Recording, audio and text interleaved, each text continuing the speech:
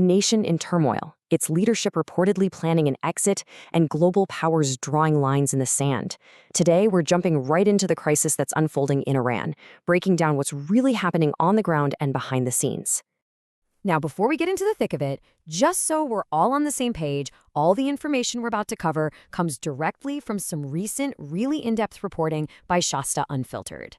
We're just here to break down their findings for you. Rats fleeing the ship. Just think about that phrase for a second. Those are the words of the U.S. Treasury Chief Scott Bessent.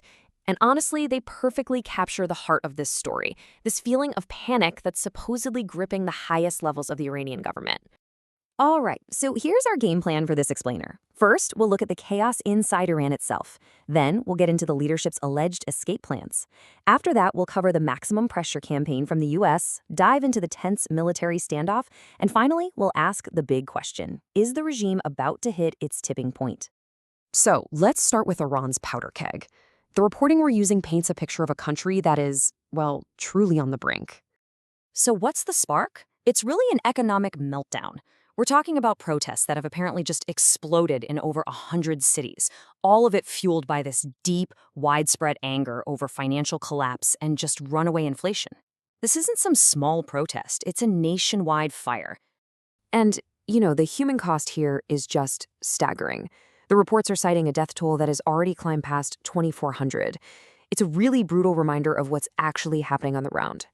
Okay, so while the country is on fire, what's the leadership focused on?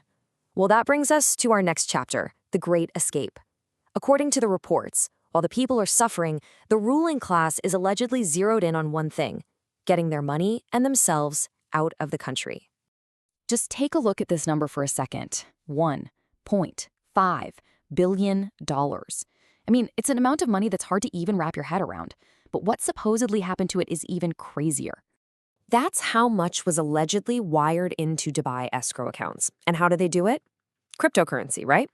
Which makes sense if you want to move money fast and keep it hard to trace. The person allegedly behind this move was Mojtaba Khamenei, the supreme leader's own son. And the speed is what gets me. All of this supposedly went down in just 48 hours. But believe it or not, that $1.5 billion, it might just be a drop in the bucket.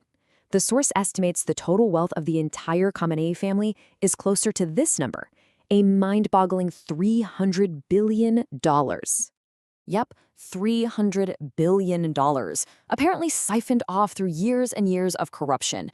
And what's so powerful about this is the contrast, right?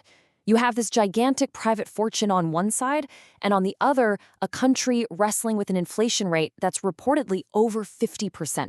So if you've got that kind of cash, where do you go? Well, the report lays out what it calls a Plan B for the supreme leader and about 20 of his closest allies to escape to Moscow. It's apparently a carbon copy of Syrian leader Assad's own escape to Russia in 2024, using those deep ties with Putin to make sure they can't be extradited. And this isn't just wild rumor. Prediction markets are actually giving it a 34% chance he's gone by June. And all of this brings us to the outside forces at play. Section 3, America's maximum pressure.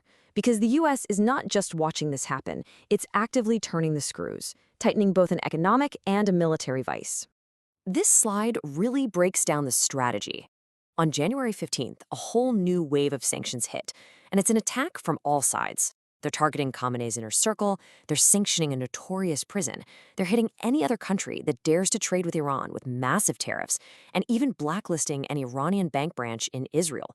The goal here seems pretty clear: choke off every single source of cash. And the public messaging has been just as blunt. This quote from President Trump sent directly to the protesters, that's a crystal clear signal of support. It's designed to boost the protest movement while also cranking up the psychological pressure on the regime itself.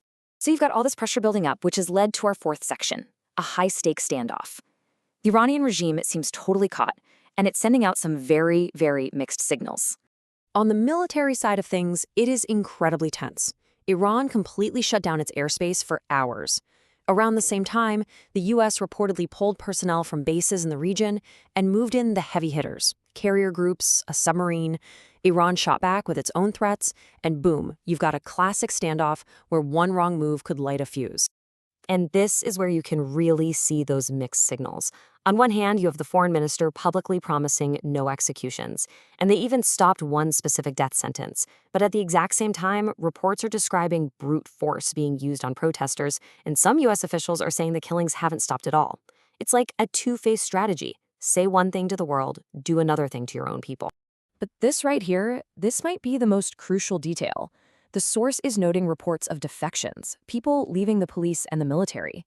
Because if the regime's own security forces start to crack, its entire ability to hold on to power could just evaporate. This is a huge potential sign of weakness to keep an eye on. Which brings all these pieces together for our final critical question. Is the regime at its tipping point?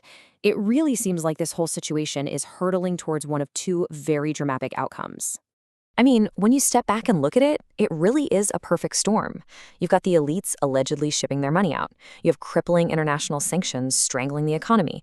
You have these massive, unstoppable protests. And now you have questions about the loyalty of the security forces. Any one of those is a huge problem.